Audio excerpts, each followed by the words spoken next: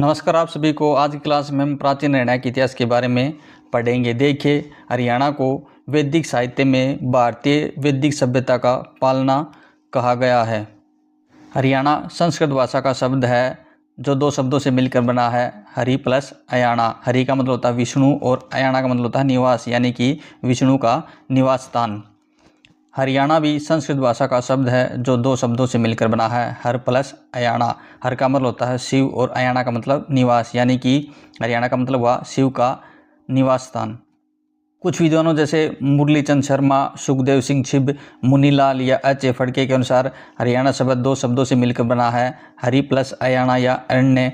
हरि का मतलब होता है हरा भरा, अयाणा या अरण्य का मतलब होता है जंगल, यानी कि हरा भरा जंगल। अब हम ब्रह्म सरोवर के बारे में बात करेंगे। देखिए, क्षीर सागर जो कि विष्णु भगवान से संबंधित है, में विष्णु आराम करते समय इनकी नाभि से कमल का फूल उत्पन्न हुआ और कमल के फूल से ही भगवान ब्रह्मा की उत्पत्ति मानी जाती है। ब्रह्मा ने जिस स्थान पर बैठकर तपस्या की थी उस स्थान को कुरुओं ने खोदकर पानी भर दिया और पानी से भरा हुआ यह स्थान आज के समय में ब्रह्म सरोवर कहलाता है।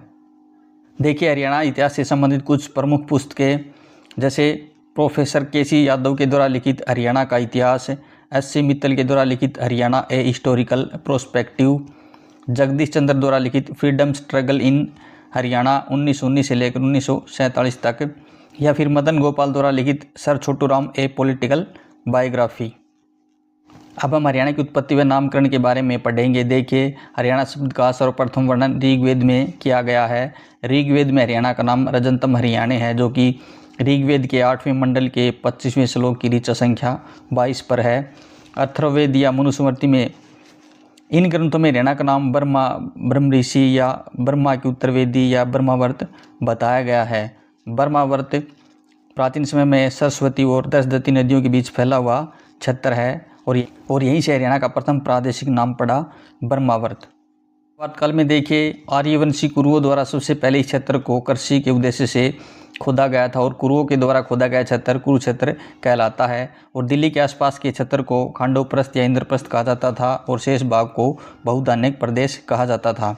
और हरियाणा के किस ग्रंथ में बहुधान्यक कहा गया है? महाभारत ग्रंथ में। बहुधान्यक का मतलब होता है बहुत सारा अनाज। द्वारा उपजाई गई जमीन को आदि रूपा कहा जाता है। अगला ग्रंथ है नकुल दिग्विजय, जो कि महाभारत के स्वभाव पर्व से लिया गया है। इस ग्रंथ में नकुल की हरियाणा क्षेत्रों में जीत का वर्णन किया गया है। नकुल का सामना रोहतक के लोगों के साथ हुआ था और रोहतक को जीतकर नकुल सिरसा की ओर गया था। नकुल दिग्विजय ग्रंथ में हरियाणा का नाम दसाण है। दसाण का मतलब होता है 10 किले। पुराण के कुमारिका खंड में इस पुराण में हरियाणा का नाम हरियाला बताया गया है और वर्धन काल में नागवंश के शासकों द्वारा दिया गया नाम श्रीकंठ जनपद है और श्रीकंठ जनपद की राजधानी उस समय थानेसर थी। खंड प्रकाश पुस्तक धरणीधर द्वारा रचित, इसमें हरियाणा का नाम हरिबाणक बताया गया है। पाषाण जरीव ग्रंथ श्रीधर द्वारा रचित है, जिसमें हरियाणा का नाम हरियाणाए बताया गया है। जो अभिलेख जो कि राजस्थान से प्राप्त हुआ था, इसमें हरियाणा का नाम हरिताणक बताया गया है। चौहान या चौहान अभिलेख जो कि राजस्थान से प्राप्त हुआ था, इसमें हरियाणा का नाम हरियाणा बताया गया है। पालम बावली अभिलेख जो कि दिल्ली से प्राप्त हुआ है, इसमें हरियाणा का नाम हरियाणक बताया गया है। मोहम्मद बिन तुगलक का 1328 में अंकित अभिलेख, इस अभिलेख में हरियाणा को धरती का स्वर्ग बताया गया है।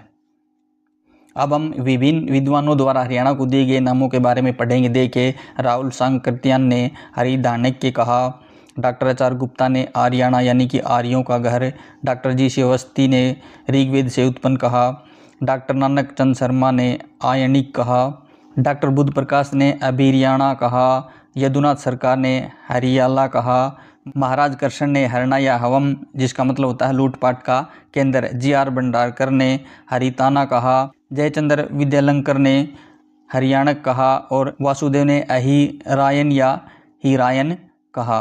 वीडियो अच्छा लगे तो प्लीज़ लाइक कीजिए, शेयर कीजिए और चैनल को सब्सक्राइब ज़रूर कीजिए।